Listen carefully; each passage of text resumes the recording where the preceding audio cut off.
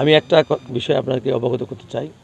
আমরা যখন এই মন্ত্রণালয়ের দায়িত্ব নিয়েছিলাম, আমাদের মন্ত্রী মহোদয় সুদিন চৌধুরী এনি এবং আমরা কিন্তু আমাদের প্রথম আমাদের যে সচিবালয়ের সভা ছিল এবং দ্বিতীয়ত আমাদের পানি ভবনের সভা, সেই সভায় কিন্তু আমরা স্পষ্টভাবে আমরা প্রত্যেকটি আমাদের কর্মকর্তা এবং আমাদের ইঞ্জিনিয়ারকে আমরা একটি বার্তা দিয়েছিলাম যে আপনাদেরকে একটা বিষয় বিশ্বাস রাখতে হবে।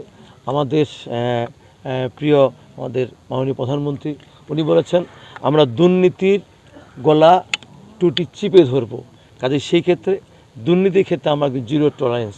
যেমন আমাদের পানি উন্নয়ন বোর্ড সম্বন্ধে একটা মানুষের খারাপ একটা ধারণা আছে, ঠিক আছে, সেই ক্ষেত্রে আমরা বলেছি সেই পার্সেশন থেকে আমরা পানি উন্নয়ন বোর্ডকে ফিরিয়ে আনবো। এবং আমাকে অনেকেই প্রশ্ন করে যে পানি উন্নয়ন বোর্ডের বিশেষ করে আমাদের যে টেন্ডারগুলো হয়, যে নদী খনন হয়, খাল খনন হয়, জলাশয় খনন হয়, সেই সময় দেখা যায় বর্ষার সময় সেই নদীতে তা আমাদের বিশেষ করে আমরা সেগুলো আমাদের যে ব্লকেজ আছে সেগুলো আমরা সেখানে নদীতে ফেলি, যেগুলো আসলে কোনো আমাদের কাজে আসে না। আমরা বলতে চাই পানি উন্নয়ন বোর্ড কাজ করবে বিশেষ করে নদী খাল জলাশয় খননের ক্ষেত্রে 6 থেকে 7 মাস, সেটা হচ্ছে ফেব্রুয়ারি থেকে এপ্রিল অথবা মে পর্যন্ত। এর মধ্য দিয়ে আমরা কাজ সম্পন্ন করব। বর্ষাকালে আমাদের জরুরি কোনো বিষয় ছাড়া আমরা কোথাও কোনো জায়গায় আমরা কোথাও এই নদী খনন বা খাল খননে বা জলাশয় খননে আমরা কোথাও কোনো ব্লকে ফেলি না। কাজেই আমি বিশ্বাস করি আমাদের যে মন্ত্রণালয়, সেই মন্ত্রণালয়ে এই যে আমাদের যে পরিকল্পনা নিয়েছি সেই পরিকল্পনা আমরা বাস্তবায়ন করব।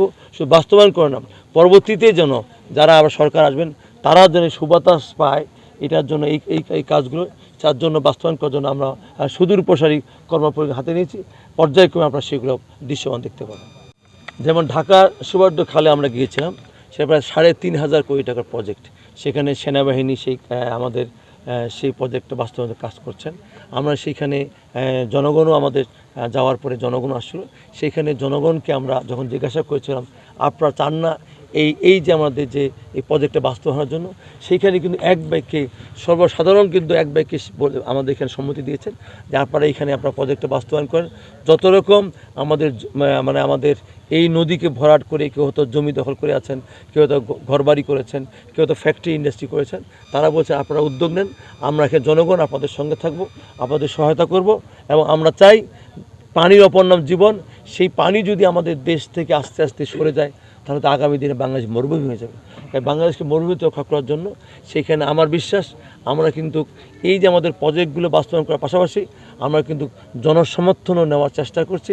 আমার বিশ্বাস আমাদের যখন বিশেষ করে আমাদের মাননীয় প্রধানমন্ত্রী যখন এই যে আমাদের নদীগুলো খালগুলো জলাশয় খননগুলো আমাদের জাতীয় পর্যায়ে আমরা ঘোষণা দিয়ে শুরু করব, আমার বিশ্বাস বাংলাদেশের প্রত্যেকটা জায়গায় আমরা জনগণ সম্পৃক্ত হবে এবং দল মত নির্বিশেষে সবাই ঐক্যমতে আমাদের সহায়তা করবে এবং আমরা প্রতিটি খাল জলাশয় আমরা সেগুলো পুনরুদ্ধার করে আমরা আগামী দিনে বাংলাদেশকে একটা বাসযোগ্য বাংলাদেশ আমাদের আগামী জেনারেশনকে দিতে পারব।